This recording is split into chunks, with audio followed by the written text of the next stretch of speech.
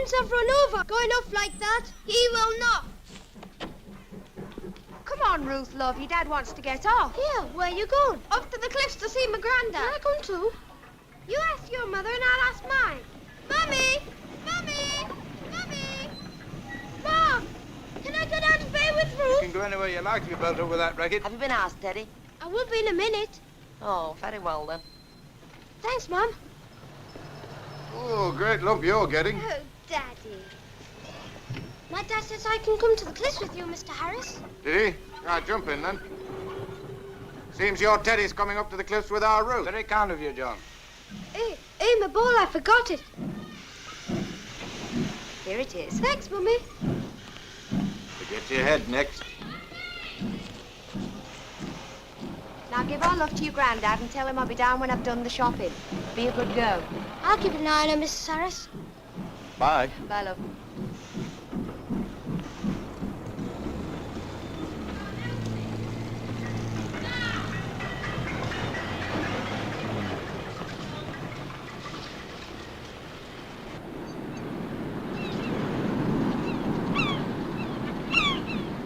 See you after work. Bye-bye, Daddy.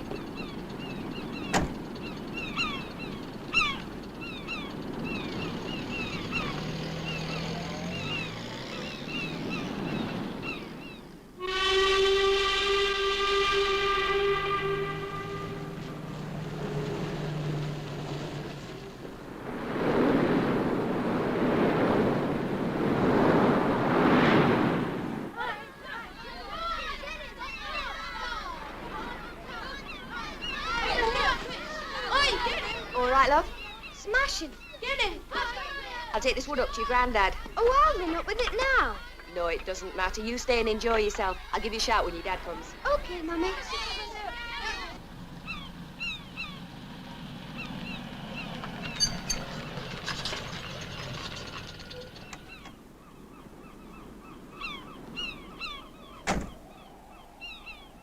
Hello, son. Oh, Father. Where's Pat? She's down on the beach with the children. A lot of driftwood came in last night. They're getting some for me.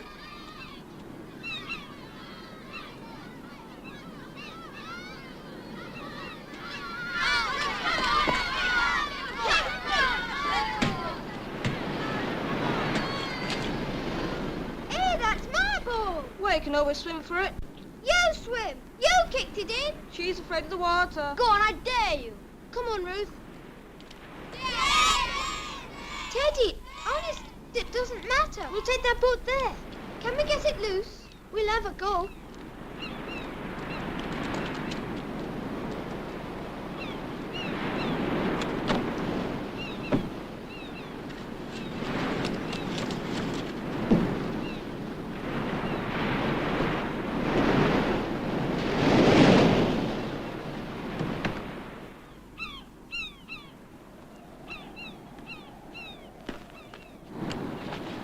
See it? There it is. Well, I don't think I'll climb that again. Thank you, Pat. I've got a nice fire going. It'll be warm for you when you come in for your tea. It's bleak for him living up here. Wish we could persuade him to stay with us. Oh, he'd never leave. He loves it up here. Ah, I know how he feels.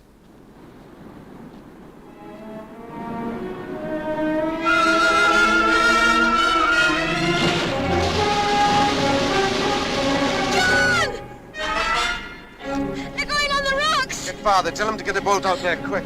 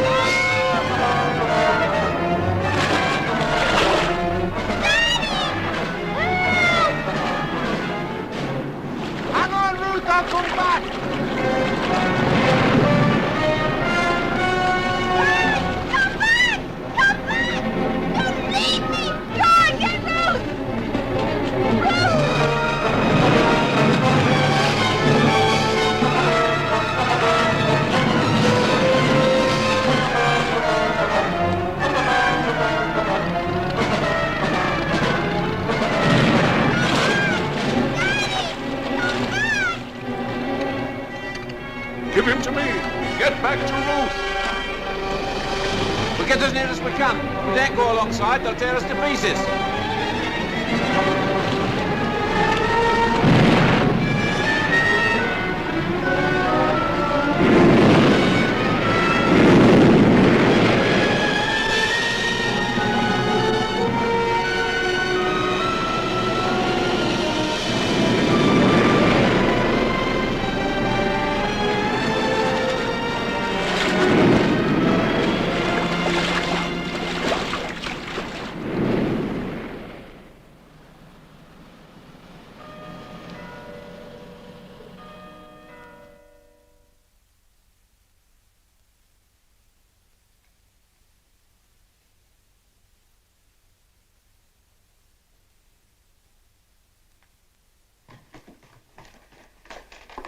Boy's all right. Packed him off home. The girl's parents here? Yes, they're waiting. What are they like? Young, nice. He's a maintenance engineer at the pit. Good evening. I'm Dr. Brown. How is she? How's Ruth? Is she in danger? Please, tell us the truth. Your little girl is very ill. She has a hemoglobin reading of only 30%. What does that mean? It means that she has less than half the amount of blood she ought to have. I'm afraid she'd severed an artery. Ruth is well below the danger line, Mrs. Harris. What are you going to do? We're going to give her a blood transfusion straight away. Fortunately, she belongs to a common group. There should be no trouble in that direction. Once the new blood begins to work, she'll pick up, be well on her way to recovery. You know what astonishing recuperative powers young children have? No. No what, Mr. Harris? She mustn't have a blood transfusion. Perhaps I didn't make myself clear. The child is dying. Yes, Mrs. Harris. Dying. She needs red blood cells. At once.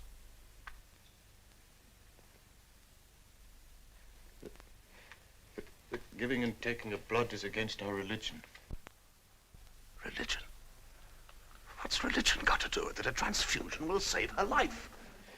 It will deny her everlasting life. A blood transfusion? It's against God's law. What law? There can't be any law that... Whatsoever man eateth any manner of blood, I will set my face against that soul. That's just a legend, man. Thousands of years old, but we're not living in the Dark Ages now. God's word is as true today as it was then. Mister... Wait here, please. He said he could save her. You must see the choice for her. I don't want it. You must. A momentary existence now, or the glory of eternal life with God. If we weaken Pat, we destroy her.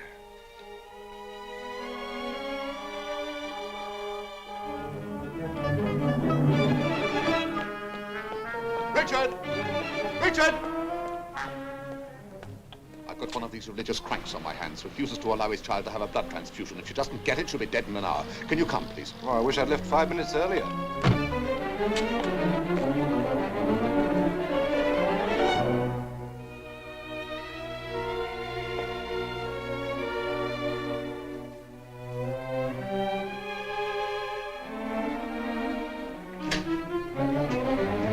Good evening. Evening. This is Dr. Harvard. He's just examined your daughter. Would you listen to him, please? Mr. Harris, I know something about your faith, and I'm fully aware of the rule concerning transfusion. But you've got to think clearly now. Your daughter will die unless she receives immediate and proper attention. Dr. Brown just told us that. For heaven's sake, Harris. No. No. You're going to be able to live with her death on your hands. She's in God's hands. How old is your daughter, Mrs. Harris? 8. Have you any other children? No. Do you at least understand what is happening? Ruth is dying. Would you please try and make your husband see that the Bible is not law in every word? It is for us.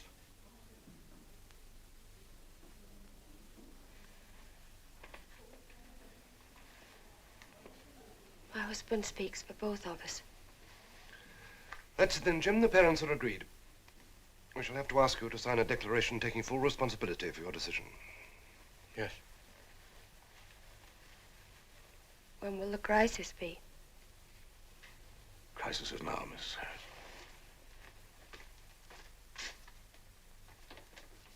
If you'll just sign here, it's a statement exonerating the hospital from any blame if the child dies. You should be in bed. You'll get pneumonia if you hang about much longer in those wet clothes. There's nothing you can do here. We'll let you know immediately if there's any change. May we see her? Yes, of course.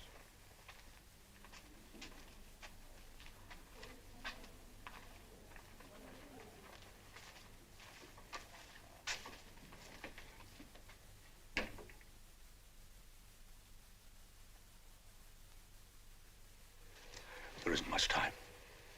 I'll ask again. Will you allow me to give the transfusion? He's already signed. He can change his mind. No. Please. No. You'd better go now.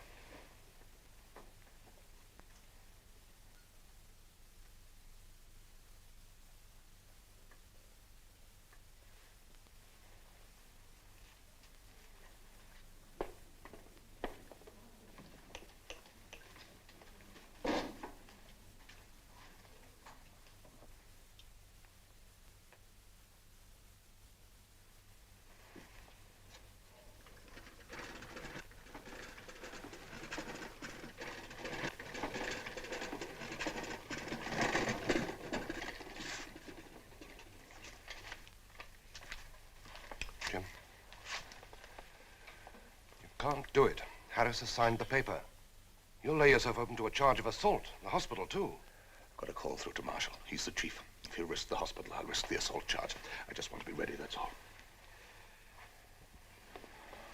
Why doesn't he ring? Take it easy. Easy. Whole thing's just stupid, I could. We're doctors, aren't we? We're supposed to make any decisions we think are right for a patient, aren't we? When it comes to an operation or transfusion to save a child's life, do we make the decisions then? Do we do what we know is right? No, we don't. Because we have to have the consent of some crank or half-wit who happens to be the child's father. Be thankful it doesn't happen more often. That's a great comfort. It's happening now. This child. Your call, Dr. Brown.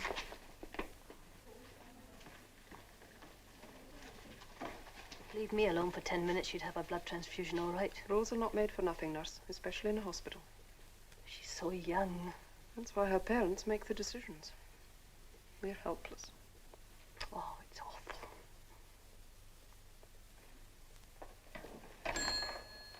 Well? Marshall's on his way to a meeting in Newcastle. Blast. He arrives in half an hour.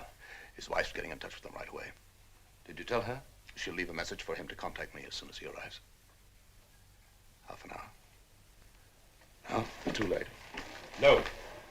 Not without Marshall's consent. Go home, Richard. Sorry? The child's my patient. The hospital's my responsibility. What are you talking about? I'm senior to you, Jim, and I'm telling you, we're going to wait for Marshall. No good looking at me like that. If there'd been the slightest sign of weakening in the father, I'd chance it. But there wasn't. Harris was adamant. Yeah. He was adamant.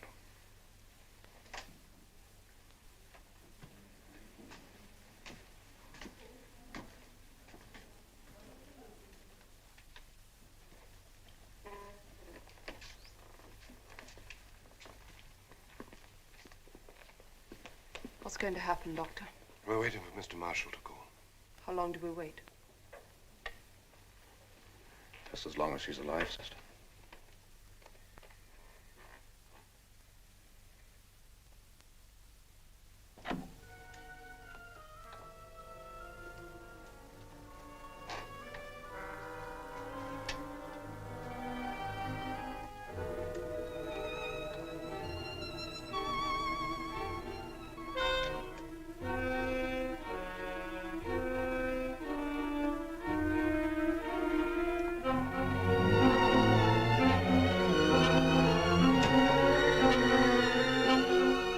change your clothes.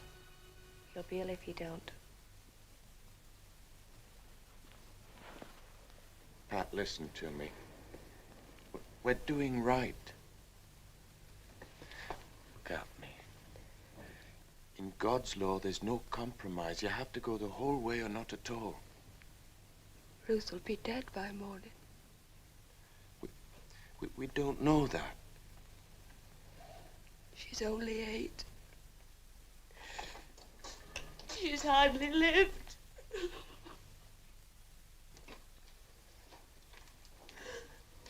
Don't. Please don't. I can't help it. If you tried to sleep now. Sleep? You ought to be in bed. You're shivering. I'll come up soon.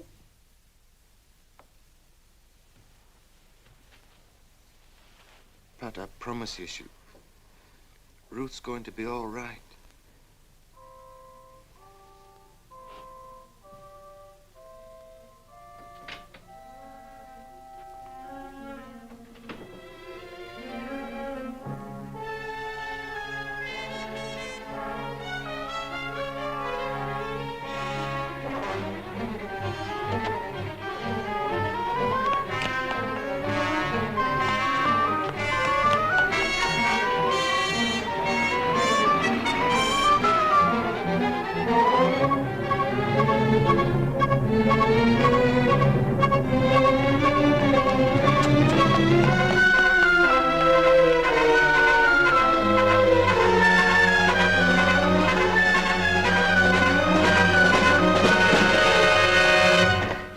Dr. Brown at once. What name, please, madam? Harris.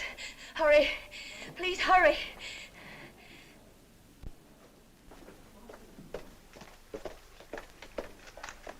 Wait here, please.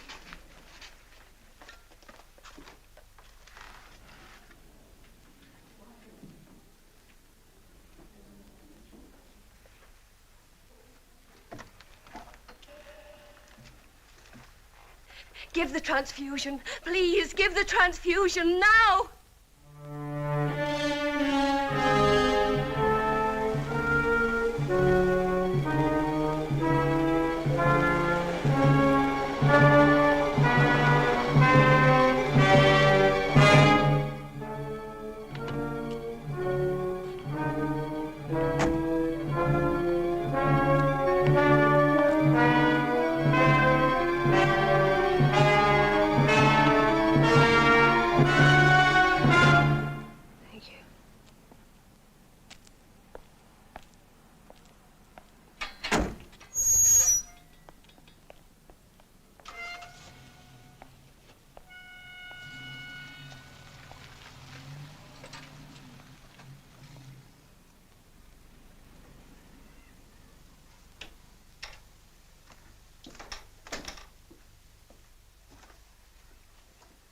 Where have you been?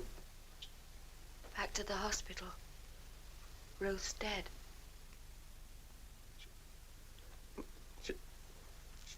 She can't be. She's dead.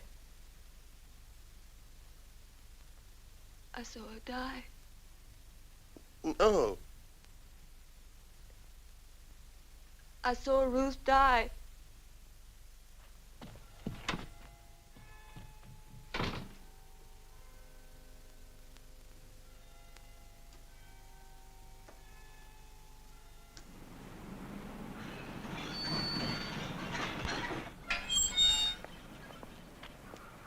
Hope we're not too early. Well, they're up. I saw the lights on earlier. Aye.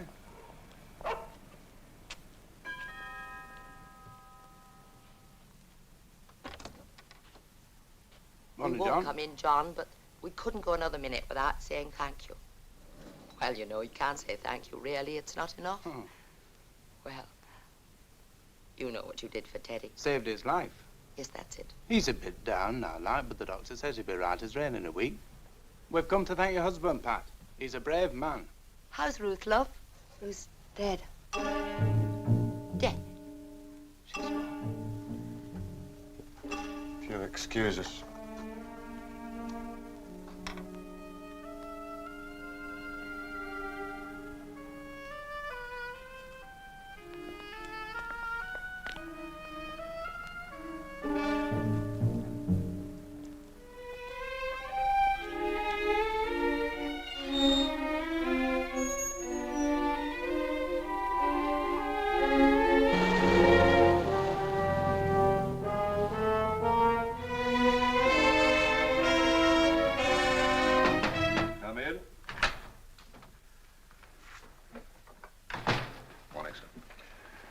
Morning, James. Sorry you had such trouble trying to track me down last night. Sad business about that little girl, but you mustn't feel responsible. I couldn't have gone against the parents. I've asked for a post-mortem. Why? There'll be an inquest. Isn't that sufficient? No, sir. A post-mortem will show that she died from lack of blood, which I could have given her. I watched her die, knowing I could have saved her. Now, that shouldn't be hidden. It's a bitter tragedy, I agree, but... It was murder. He killed her. Oh, no, just a moment, James. You've lost your sense of proportion. Have second thoughts about this. I've had them all through last night. Plain superstition and bigotry killed that child. That's your opinion, and you're entitled to it. But people like Harris believe in the literal word of the Bible, and they're entitled to that. Entitled to what? Entitled to kill? Oh, be sensible. It's hardly killing. What is it, then? Their misfortune. They've their own beliefs. It's no good having a set of beliefs if you're going to throw away the inconvenient ones. Beliefs? Insanities. Harris is a walking example for some other fanatic to go and do the same thing elsewhere. I'm not going to let him quietly bury her. Harris was within his rights to refuse a blood transfusion. There's nothing you can do. Aren't these people suffering enough? Perhaps if you'd a wife, you'd realize how Mrs. Harris must be feeling. I know how Mrs. Harris feels, all right, in her heart. She feels exactly the same as I do.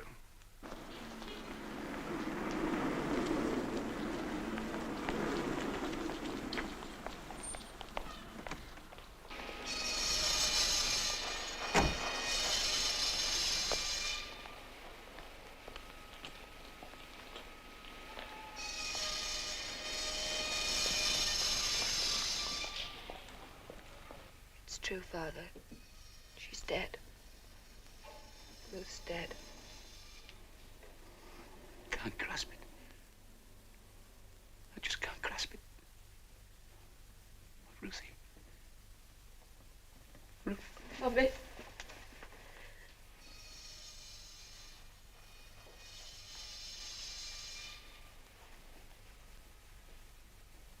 Lad, what can I say?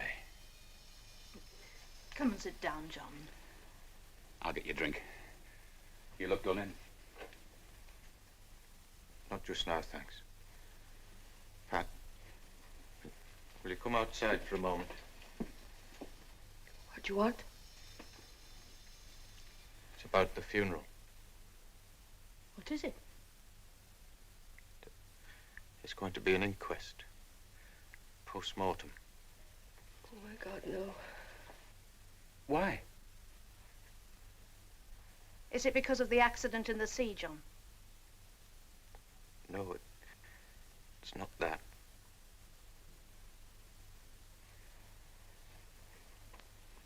It's because Ruth needed a blood transfusion and we refused to let her have one.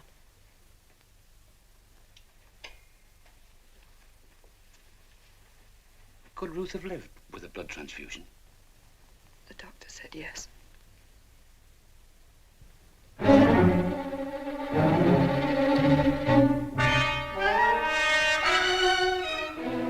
You psalm-singing bastard! That's enough, Home, John.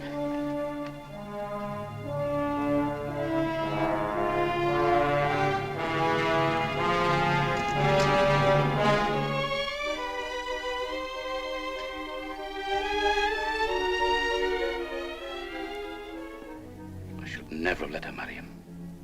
You couldn't have stopped her. She wanted him. What sort of people are they? What sort of religion is it that'll take a child's life like that?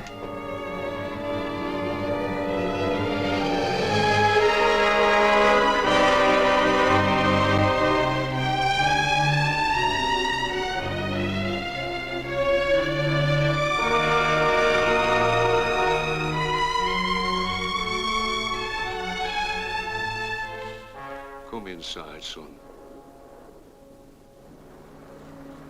Father, tell me, what would you have done? I should have done what my faith required of me. What you did. But you never had to do such a thing, did you? You never had to say, there's my child. Let him die.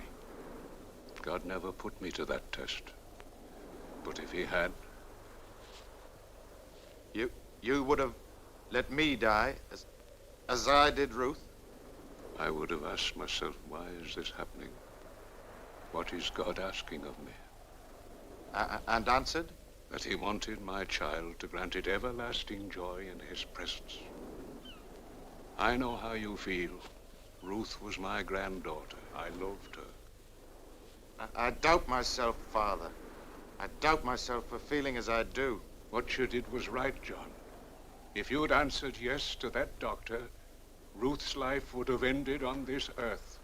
We know now that life is only a preparation, and that the best comes after. And you made sure that Ruth had the best. It don't sound so simple said like that. We've set ourselves a hard task to live by God's word and never deviate. My grandfather taught me the strength of our faith, and I've taught it to you. And who have I to teach? Who?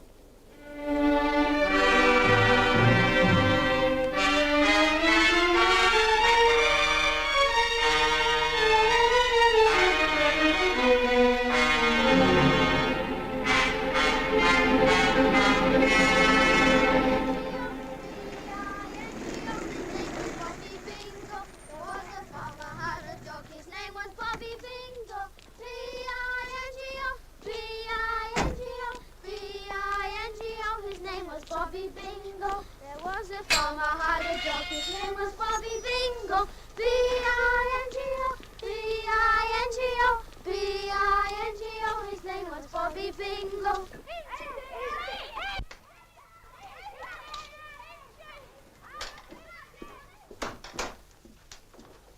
What did your father have to say? How good we were. How right we were. We followed the word, the faith. Everything's in pieces, Pat, I know that. Your heart's breaking, so's mine. We can only help each other. Like we helped Ruth? You saved Teddy and left Ruth in the sea. How could you do that? How could you? Ruth had a chance, Pat. Teddy was almost gone. That wouldn't make any difference to me. Well, what sort of decision was it from me? I'll never get the sound of her cries out of my head. Never. I'm sorry, John. I shouldn't have said that. I didn't mean it. What's happening to us? Pat? No. There's something I must tell you. Last night I went back to the hospital. I know you did. I went back to ask them, beg them to give Ruth a transfusion. I got there too late and she died. Pat! I wanted Ruth to live.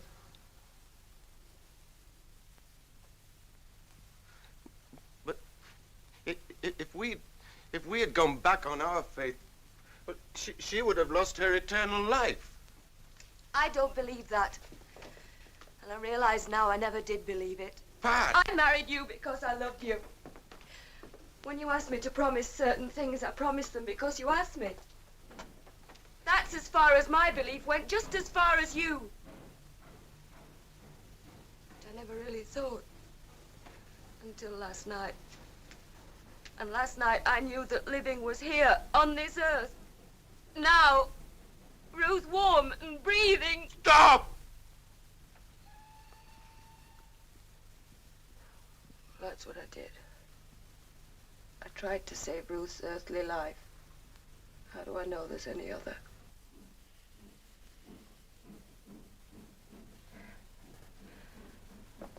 I've only been your wife in love, John. Never in faith. Now that you know I don't really belong here, do I?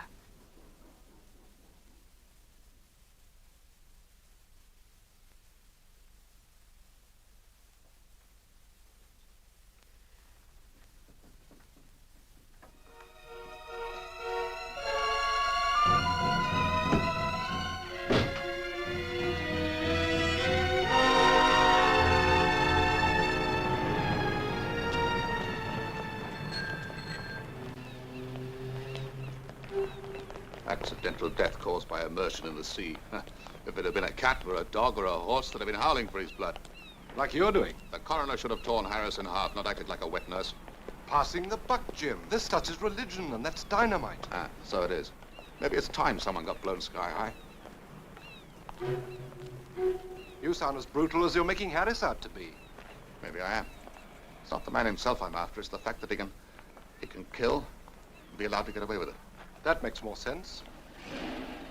Feels so damned helpless. Come on, you've done everything you can. Forget it. It's finished. That kid gets better tomorrow. Richard, will you drive my car back to the hospital for me? I think I'll just walk it off.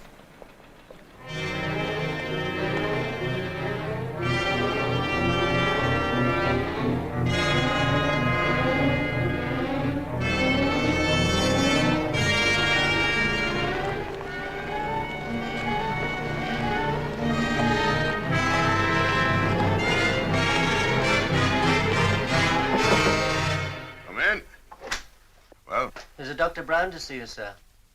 Well, well. Sir? Show him in. Dr. Brown, sir. Come in, Doctor. I shan't keep you a minute.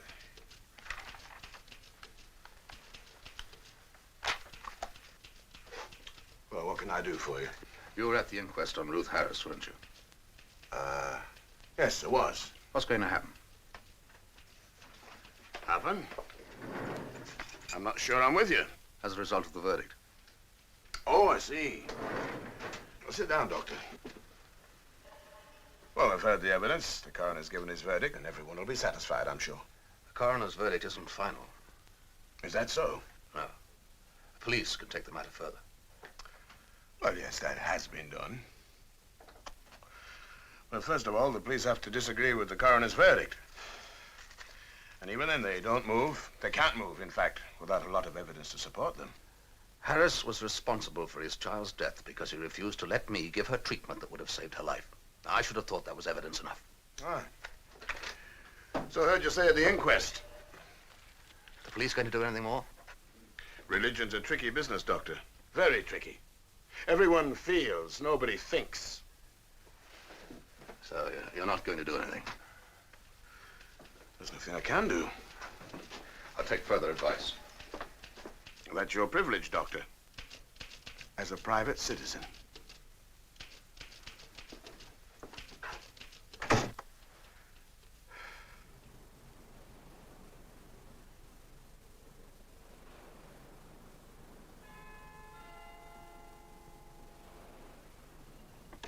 Pat? Pat, are you here? Yes, Mother. It's after 2. Is it? She'll be buried today, then. This won't do, Pat. I wish I were dead, too. That's cowardly talk, and I won't have it. You should be with John. Must be awful for him all alone in that house with Ruth. No. You love him, Pat. Do I? Can I go back and pretend? Pretend all over again that I believe like he does. Maybe give him another child. You're worn out. Come on to bed, love. No, I'll just sit here for a bit. I couldn't sleep anyway. Well, don't get cold then.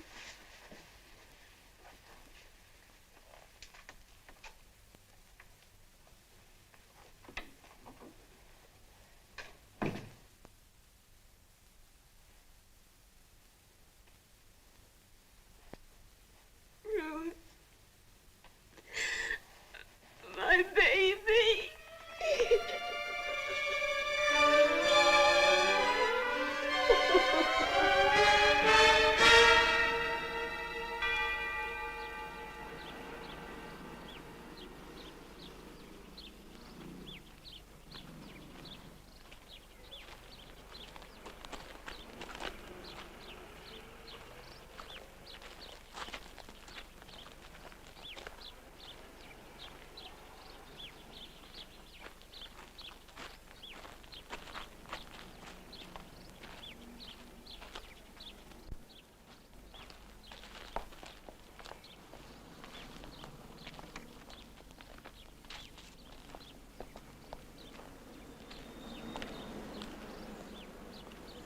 Pat?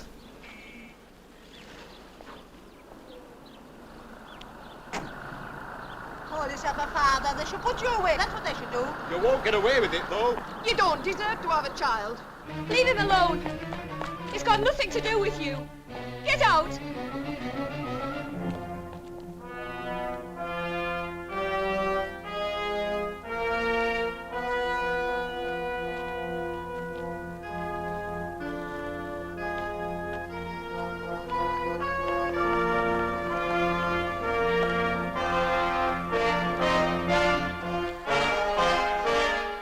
No, I can't. The meeting's for Ruth, Pat. It's the only service there is. Come home, John. Please come home.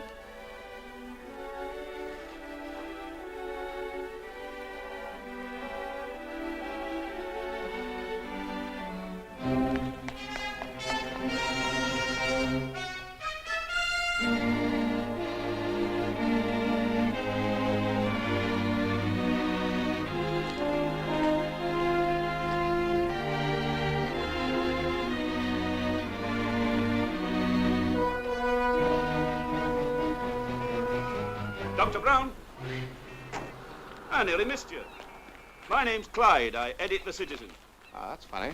I'd made up my mind to come round and see you. I just read your article. You took a strong line. Glad someone here had the guts to speak out. I'd like to help if I can. What's your next step? What gave you the idea I was going to take one? I watched your face at the inquest. All right, I won't deny it. I want to find out the exact legal position. There must be a right of appeal somewhere. Who's a good solicitor? Art Jacobs in Dearden. He's your boy. I've known him for years. We play golf together. Do you want to meet him? Yes. Yes.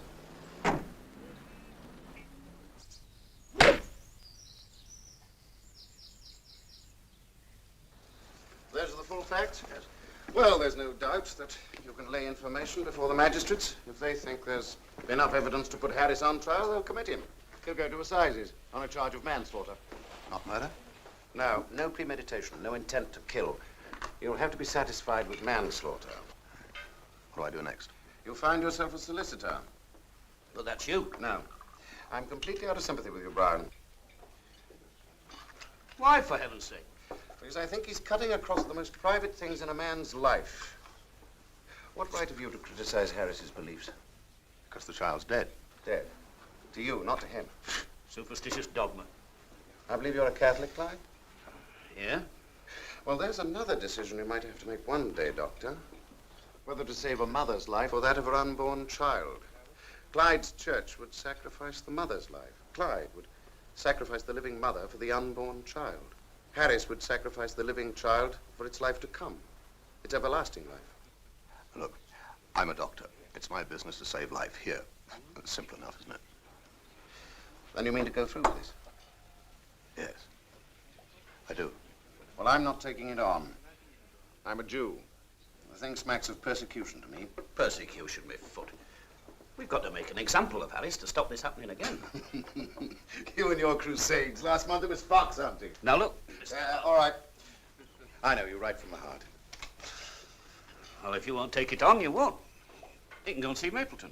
Yes, Mapleton's your man, Doctor. Cold-blooded fish. He knows law. Coming, Clyde? I think we need a drink.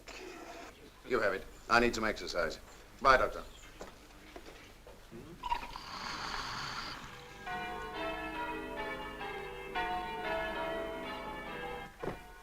Private action on a charge such as manslaughter is unusual, of course.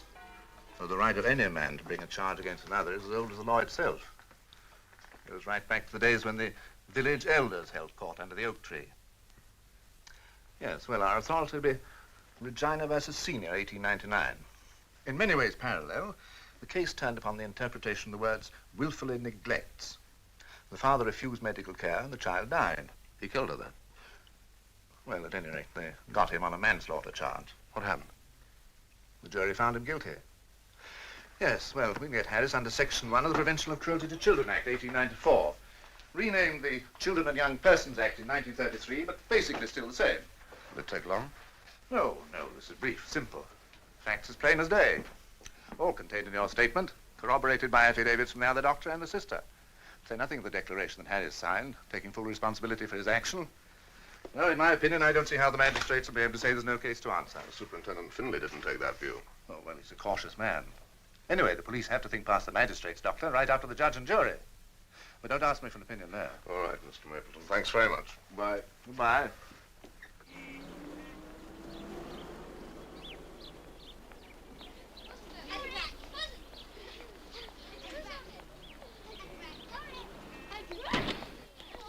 May I see Mr. Reynolds?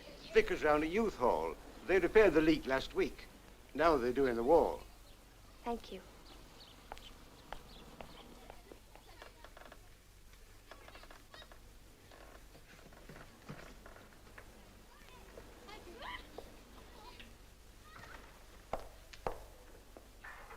Mr. Reynolds?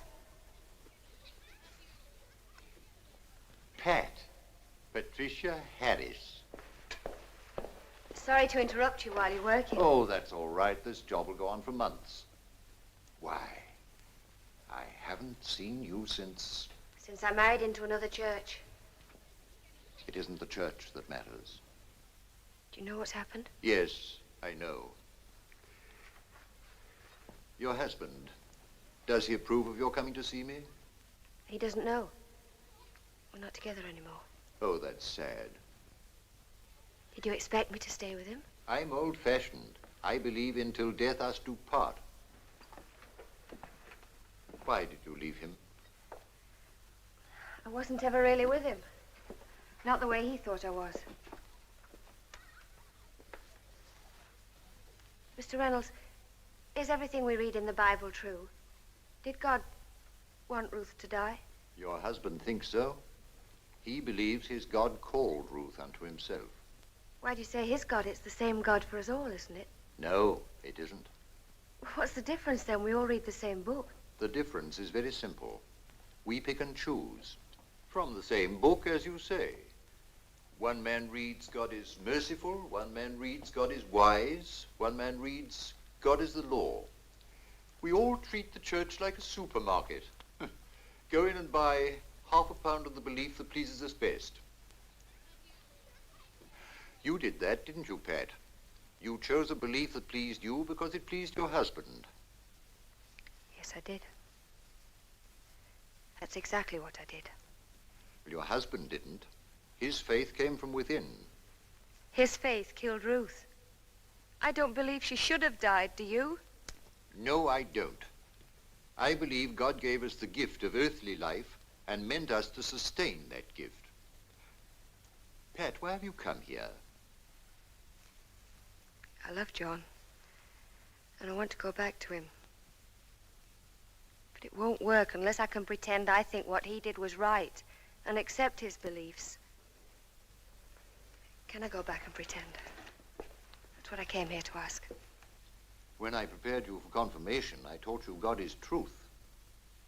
Well, just now you said, till death us do part. One contradicts the other. There's no magic answer, is there? No, you can, or you can't. Half a dozen times in my life, I've had the chance of being a real priest. Now you offer me another chance, and I don't know what to say to you. But this I do know. You must not go against the truth. That's the supreme law. And the truth for you is in your own heart. Well, that's it then. Your God doesn't seem to have helped me very much, Mr. Reynolds. The world's a very lonely place without him. I'm lonely without my husband. I suppose the truth is, we all have to find our own answers. Bye, Mr. Reynolds. Bye.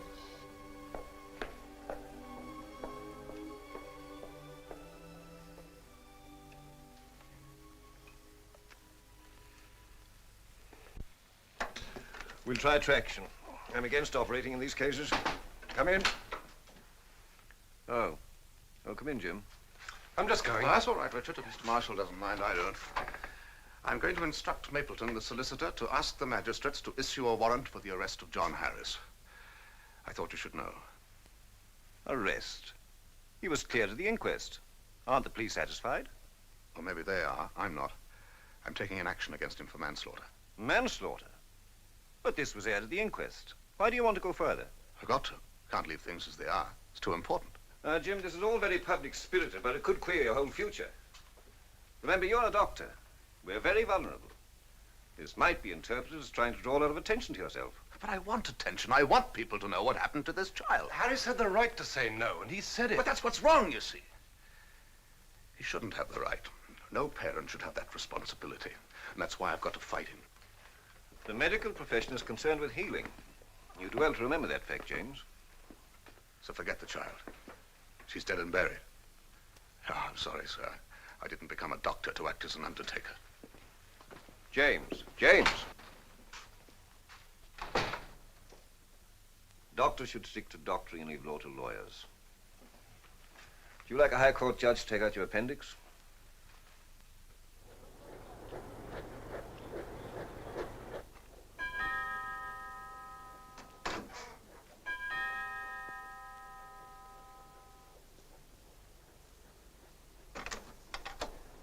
Evening, John. Meg wondered if you'd like to come over for a bit of supper. Oh, I was just going to put the kettle on for a cup of tea.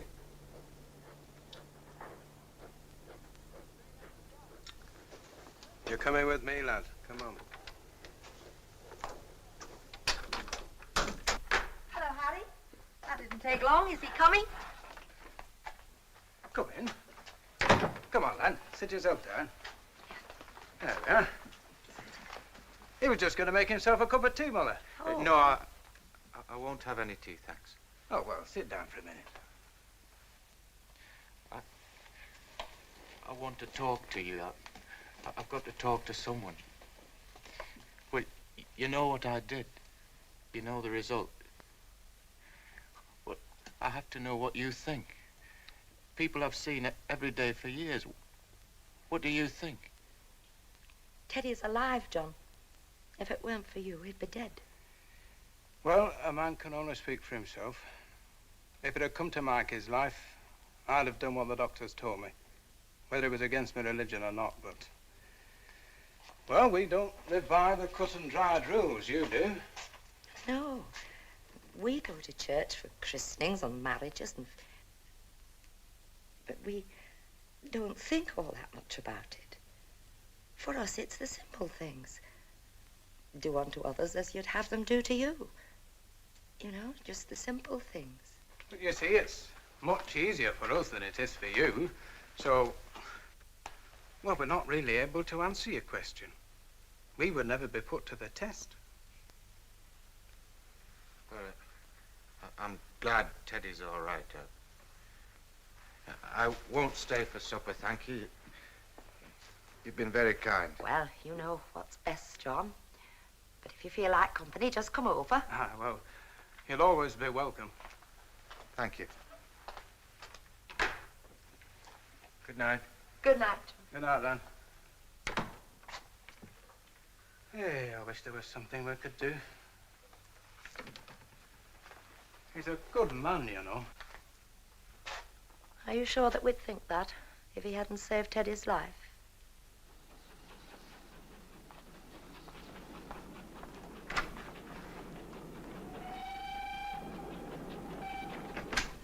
Elliot!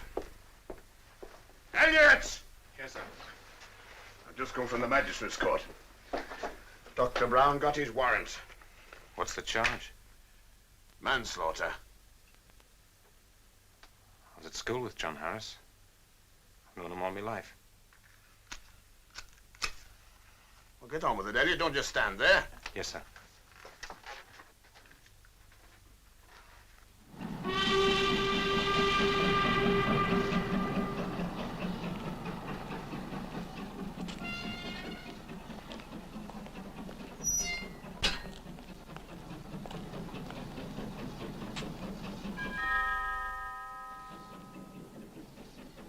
Ed. Hello, John.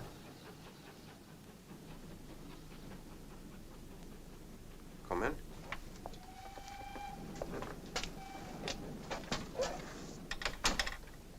Well, come in.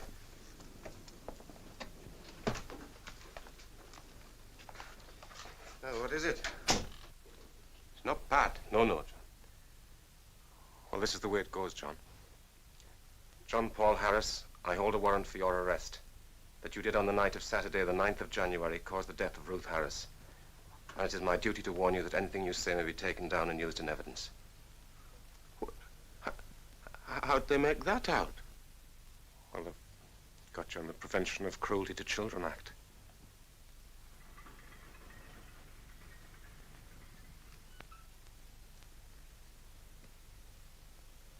I'll get my coat.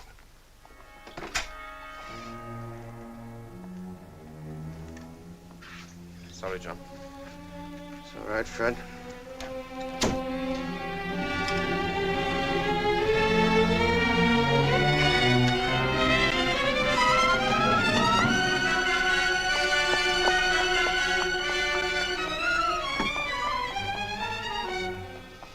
Pat! No, Ken. Let her go alone. What's going to happen to her? It's early days to say yet. How could she rush to him like that after what he did? John's alive, Ken. And Ruthie's dead.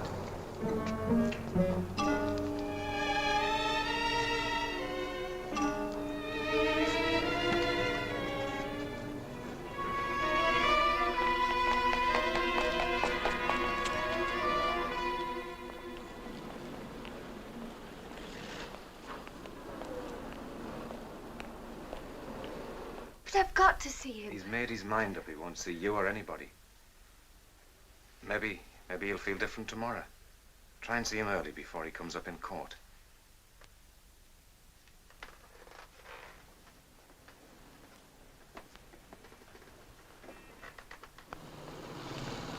Mrs. Harris, could I talk to you for a minute? My name's Hart Jacobs. Yes? I'm afraid this is rather unprofessional, but I want to handle your husband's defense. Who are you? A solicitor. Why do you want to handle my husband's defense? Because I think he's innocent of the charge laid against him. You do? You really do? Would you like to get in my car and talk for a few minutes? Please. I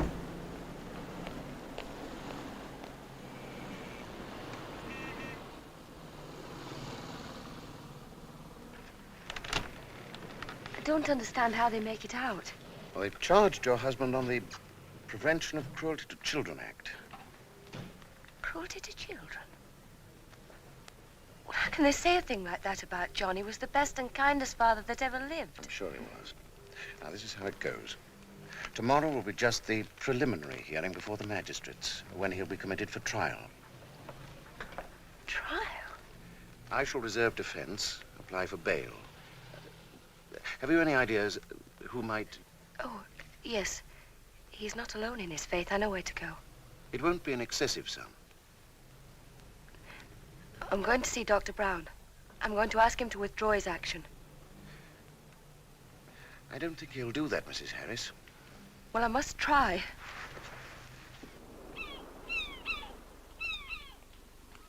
Dr. Brown, I must speak to you. I was just off to the hospital, Mrs. I must speak to you. Come in.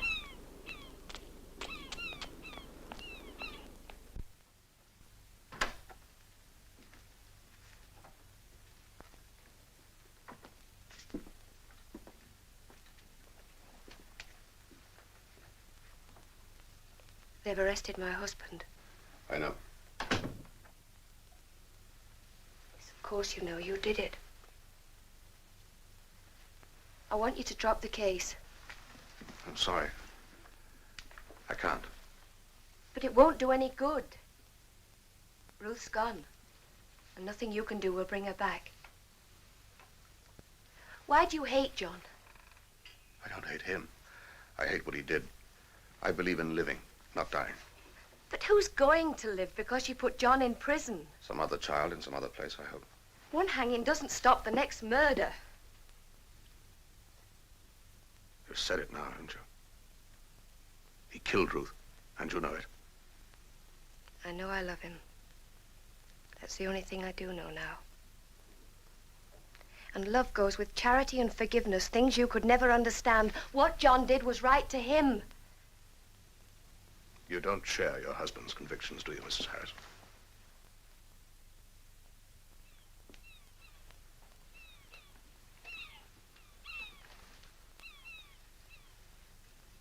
If it gives you any satisfaction to hear it, no, I don't.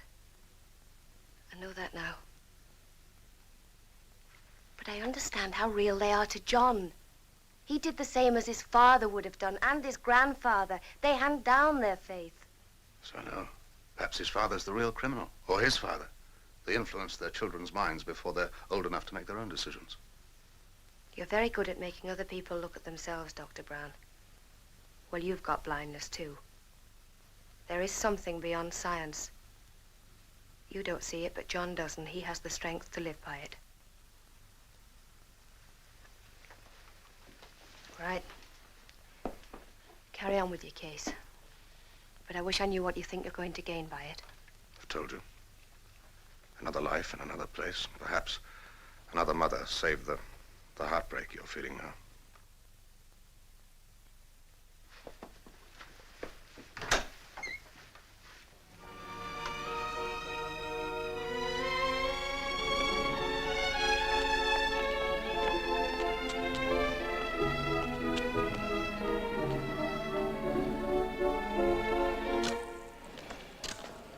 Mrs. Harris has nothing to say. Do you agree with your husband's view? I Mrs. told Harris? you she has nothing to say. Now leave her alone. Come on, let her at least make a statement. Have a heart, a couple of words, please. Were you in the hospital when your daughter died? Did you see her? Yes. What happened? Did she die quickly? Was she in pain? Get away here. Let us go through. No time now. Right,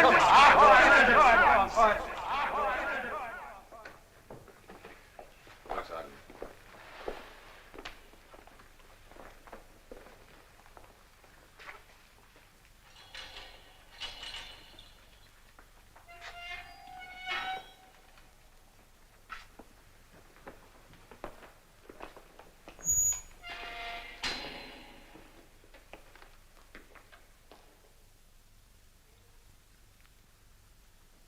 John, this is Mr. Hart Jacobs. He wants to conduct your defense. I don't need a defense. I've committed no crime. That may well be, Mr. Harris, but you've been accused of committing one. It's up to us to show the court that the charge is false. Mr. Hart Jacobs wants to help you, John. He thinks you're innocent. Please, John. John. No. I see your point, Mr. Harris. But don't you think that if no defense is put up on your behalf, it'll be taken not as a sign of innocence, but as a proof of guilt? The guilty man, of course, has nothing to say, but the innocent man must say, at least I am not guilty. I'll say that. But then you see they'll ask you, why are you not guilty? And that's where I come in. For a man with no legal training to try and answer the questions of the prosecutor and defend himself at the same time is very difficult, believe me. John, you are not the only one to be tried. It's everybody who believes as you do. We are all on trial. Your father's right, Mr. Harris. He and every single member of your faith is in the dock.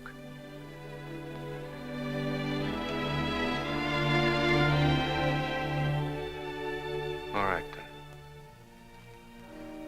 You're up next, Harris.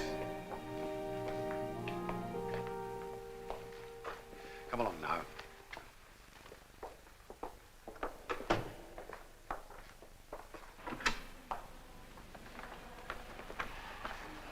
This won't take long. I'll have a car round at the back. You can slip out that way. Oh, I've arranged with Superintendent Findlay to give your husband 48 hours protection. Protection? I won't mislead you, Mrs. Harris. He's going to need it for a bit. This is charge number 5, John Paul Harris. John Paul Harris.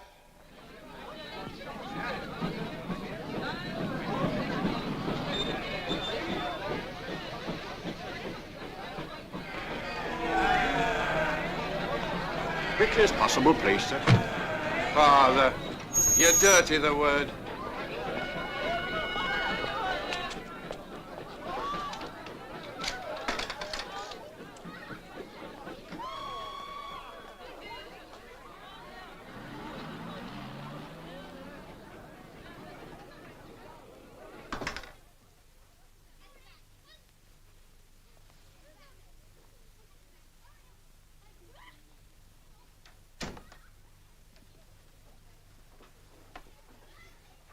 can't stay here, Pat. I'll telephone your father.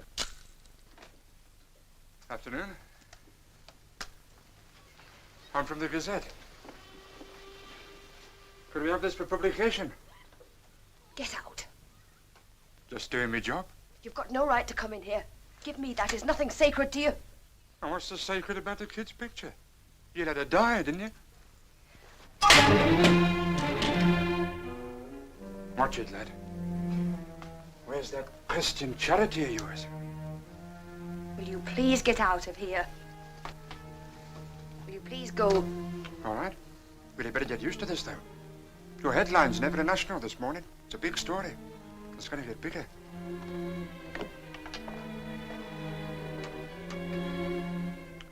Come on. I'll take you to your father's. No. Let me stay.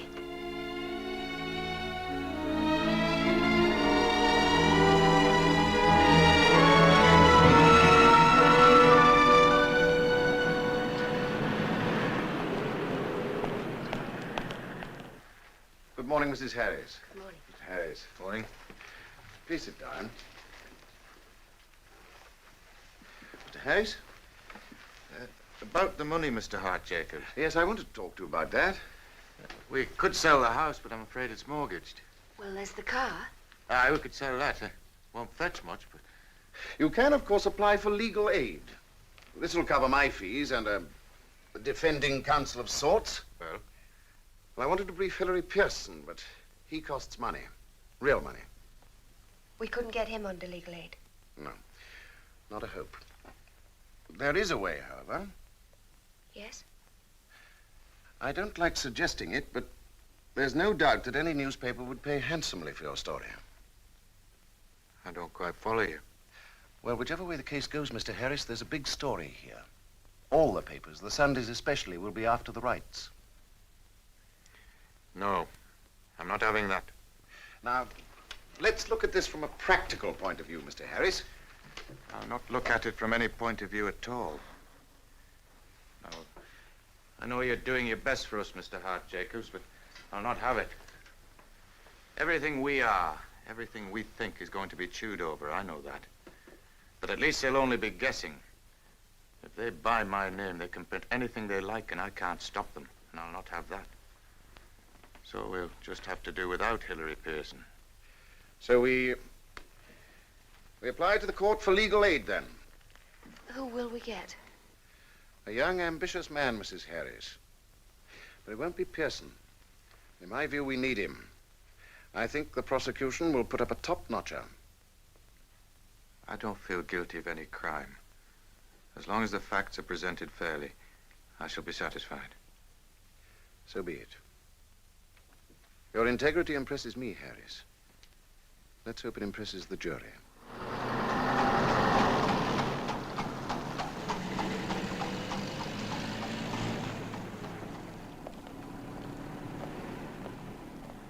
John Paul Harris, you stand charged upon indictment with manslaughter, and the particulars state that you, on the 9th of January of this year in the county of Durham, unlawfully killed Ruth Rosemary Harris. To that charge, do you plead guilty or not guilty? Not guilty. John Paul Harris, the names you are about to hear called... What happens now? All the preliminary business. The jury impaneled and sworn. Opening speech for the prosecution. It won't take long. Sir Humphrey's noted for his brevity. He'll stick to the bare facts. They're so damning, aren't they? And so, members of the jury, you will give the evidence most careful consideration. And you will ignore all rumors.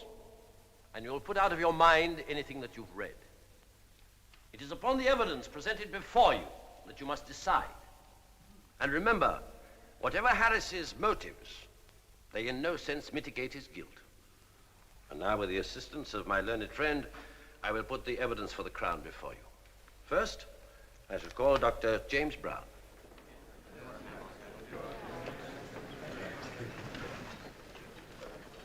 Take the testament in your right hand and read the oath aloud.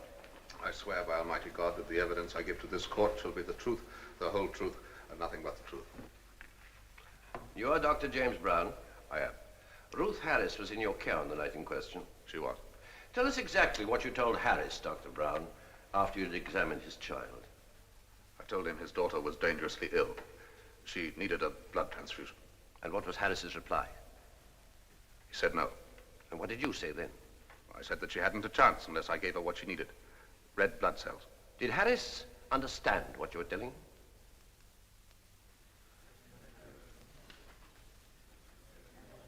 Yes. So when he refused to allow you to give his child the transfusion, he knew he was condemning her to death. What happened then? He came into the ward to see his child. I asked him again to allow me to save her life. What was Harris's answer? He repeated, no. That was his final word? Yes. He'd already signed a declaration accepting full responsibility for his decision. My lord, I now produce the declaration signed by Harris.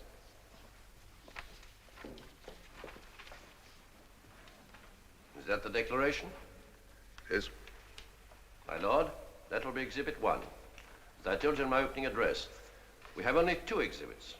The second is Ruth Rosemary Harris's death certificate.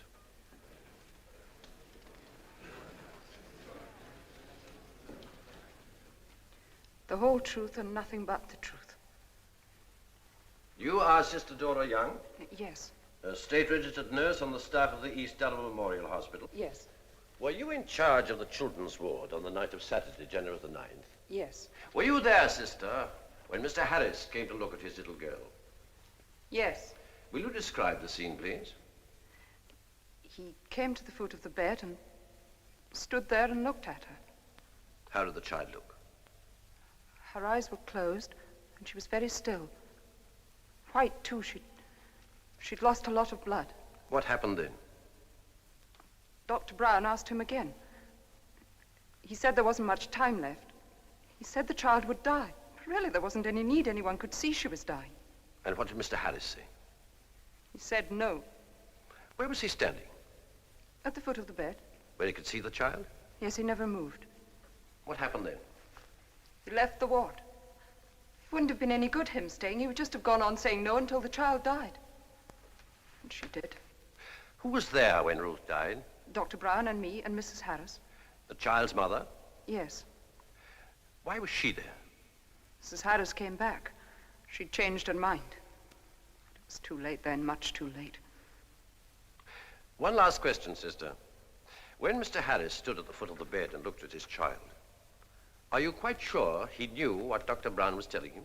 Oh, yes, he knew. But he still said no. Thank you, sister.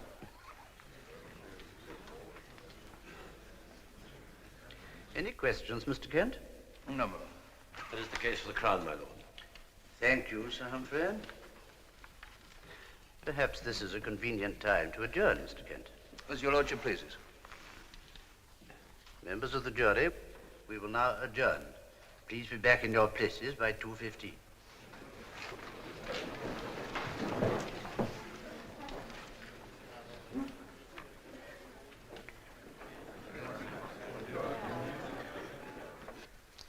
Very emotional atmosphere. Yes, Judge. Sir Humphrey certainly played on the nurse to good effect. Unnecessary. The evidence of the doctor and the declaration Harris signed was sufficient. He caused the child's death, so he's guilty of manslaughter. No matter what his motive or state of mind, that's good law. But my experience is, in cases of this sort, juries don't want to know the law. They want to know the man. They've got a string of character witnesses, of course. Quite useless. Only Harris himself can decide the case. Whichever way it goes, there's a weakness here. No single man should be allowed to face the responsibility of the decision that Harris faced. A man can only carry so much. That's why he created the state, to shoulder the heavier burden. There should be a legal curb on parents' powers. Then Harris would never have been placed on the rack like this. I find this a very disturbing case. I could bear it more easily if Harris were a fool. If he loses what sustained him, God help him. I think your lunch will be ready, Judge. Oh. All right, Frank. Go ahead.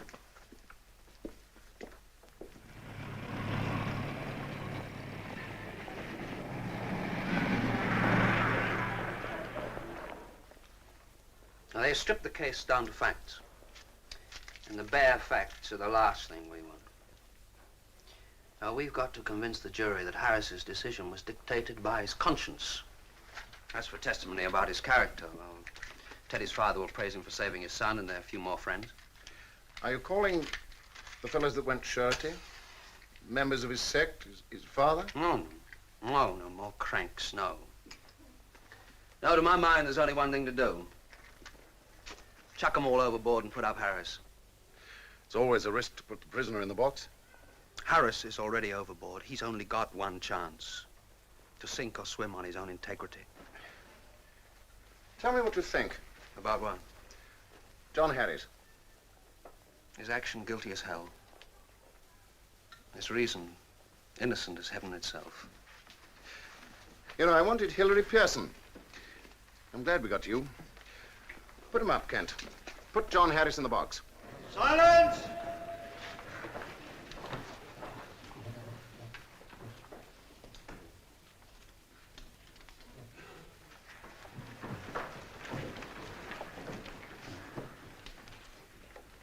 Mr. Kent?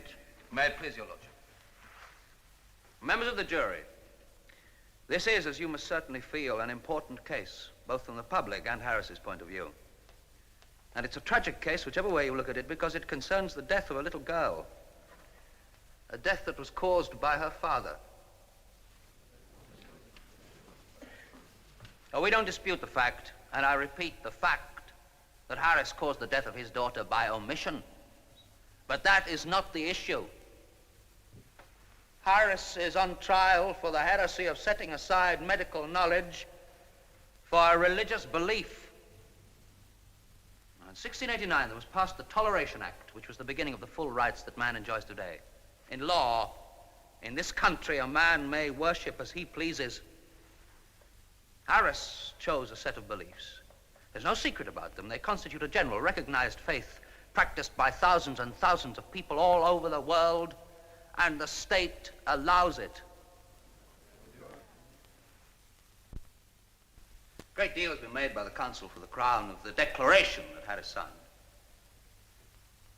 But if the law required him to sign it, then I submit it presupposes a right of choice. Members of the jury, I'm not going to weary you with a lot of unnecessary witnesses. If you're to understand why Harris behaved as he did, which constitutes innocence and not guilt, then you must know the man. And that is why you must meet him and hear him and judge the extent and sincerity of his beliefs. I call John Paul Harris, and only John Paul Harris.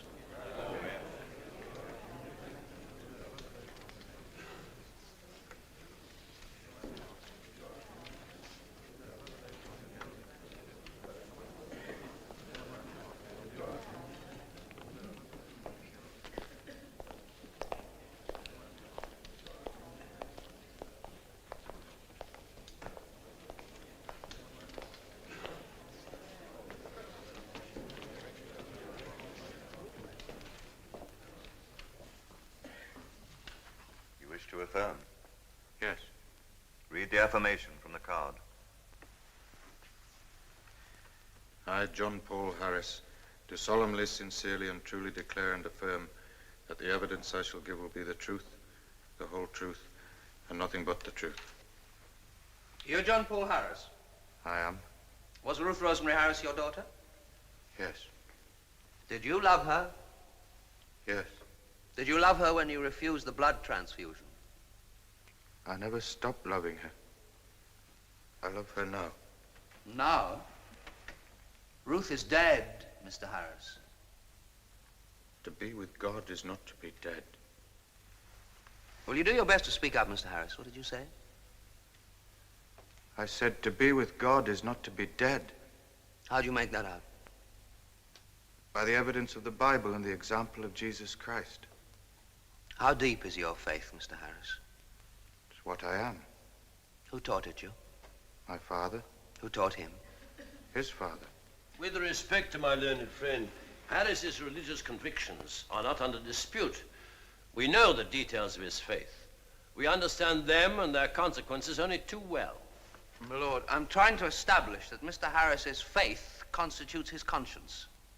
May I then remind the court that a man may reasonably and nobly follow the dictates of his conscience. There's no guilt there. Mr. Kent, I don't want to stop you from behaving and speaking the way you decide may be best for the defendant. And if it will assist you, I shall direct the jury that the defendant is perfectly entitled to his own beliefs. But that is, of course, a very different matter from omitting to fulfill the duty laid down by statute which he had towards his child. I'm obliged, Your Lordship. With respect to your lordship, I'm endeavoring to show the jury what Mr. Harris considered his duty. Mr. Harris, what did you consider your paramount duty to Ruth that night at the hospital? To protect her everlasting life. How did your action achieve that? Now tell the jury in your own words, Mr. Harris. We live by the literal word of the Bible. We believe in its prophecies and look forward to the reward of eternal life on a perfect earth if we follow God's law, in which it is written, "You shall eat the blood of no manner of flesh." And you interpret that to apply to blood transfusion? Yes. In the original Hebrew scriptures, the word eat means to absorb into the body. In transfusion, blood is taken into the body. If you had agreed to a blood transfusion, what do you believe would have happened to your child? By deliberately trying to prolong Ruth's earthly life in that way, we would have sacrificed her chance of resurrection and everlasting life in a perfect world. Why do you believe Ruth would have been punished for a decision that was not hers but yours? Because it is written that the sins of the fathers shall be visited upon the children. On what specific grounds do you base your belief? On the written word. Thank you, Mr. Harris. Harris, I want the jury to understand your motives for the decision you took. Now, will you listen very carefully to what I have to say and answer us carefully? We're dealing with very difficult theological issues, so I'll put my questions as simply as possible. Now, on the night in question, were you guided solely by your religious principles? Yes. Is religion a selfless thing? Religion's a personal thing. I think it should be selfless. You heard Dr. Brown's evidence? Yes. Is there any single part of it with which you disagree? Did it all happen as he said? Yes. How old was your child? 8. Was she a happy child? Yes, very. Did you know her well? Ruth, did you know her well? Did she spend much time with you? Yes, we went everywhere together. A devoted family. Very devoted. Was she a religious child? Ruth, was she a religious child? Yes, I think. Think? What do you mean, think? Was she or wasn't she? Ruth was a good child. You say that your father taught you your faith. He did. Did you teach that same faith to Ruth? Yes. Did she understand? Did she understand what you were teaching her? Ruth, did she understand? Well, how could I know? She was only 8. Oh, but you behaved as if you did know. What was your wife's religion before she married you? Church of England. Church of England.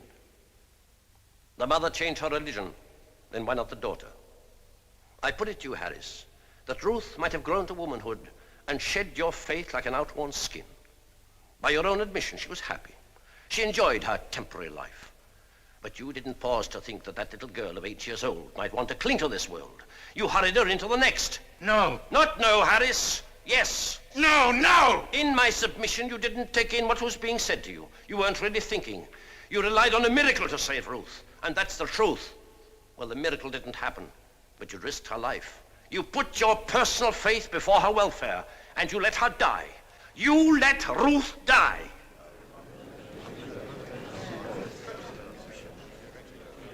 Mr. Harris, face the jury, please. Do you miss Ruth? Every moment. You miss her, you loved her, yet you willingly gave her up to God. Why? Tell the jury why. He's eternal, everlasting. His goodness is infinite. There's nothing comparable on earth. You mean to you, heaven is a very real place? Yes. As real as your own living room? Yes. Thank you, Mr. Harris. My lord, that's the evidence of the defense.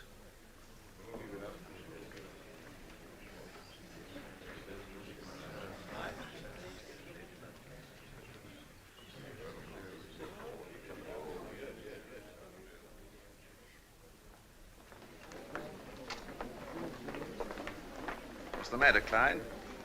It's hot in there. Well, courts are always hot. Even in winter, everybody sweats. I'm glad that part of it's over. I couldn't have taken much more. You know, you're like all hotheads. Once you see the results of your clamoring, you want to pull out.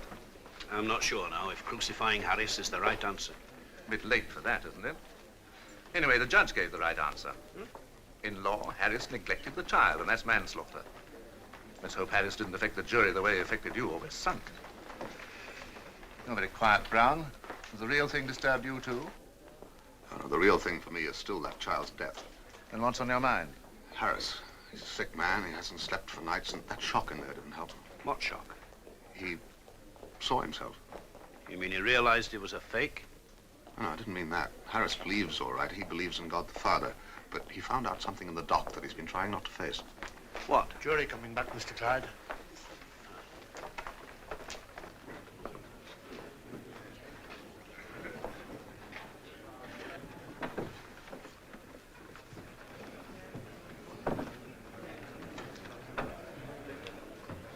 Silence!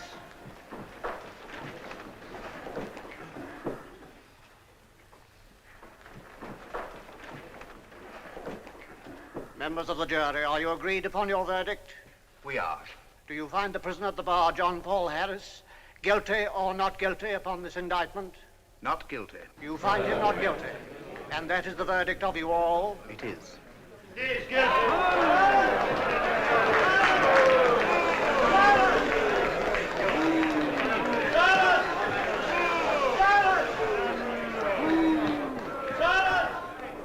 Let him be released.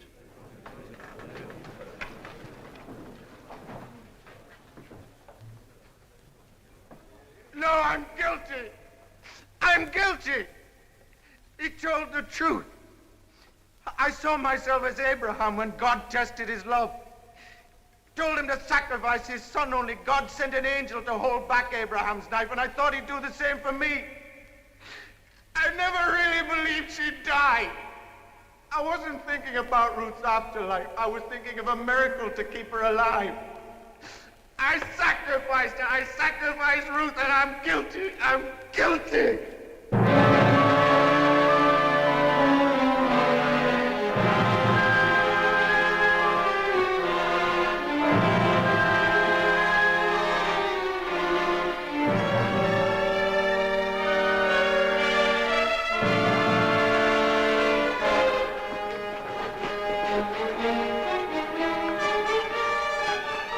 Jailer's office. Where is it, please? Over there, sir.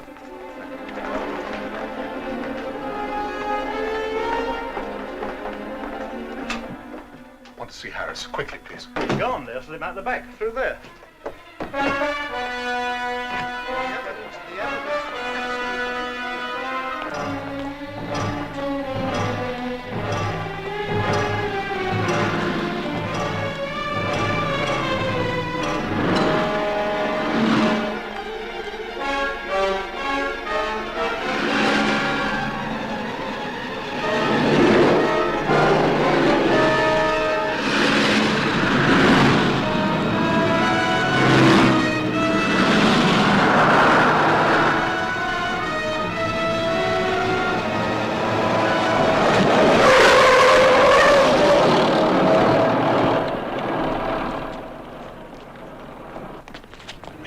I've got to pay for what I've done. I killed her. I killed her. Bring her back to life again. I trusted God blindly not to take Ruth away from me. I can never redeem what I've done. Your God forgives, doesn't he?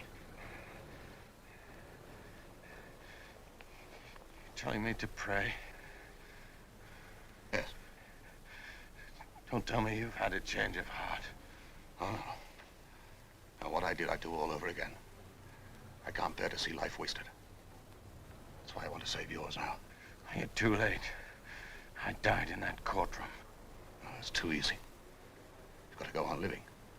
Find your God again, and this time, don't load him with the whole responsibility.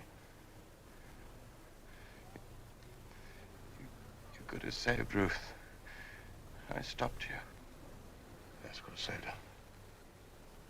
Can save you now. John. Thank God. Come home. Ruth would always stand between us. We must learn to live with that.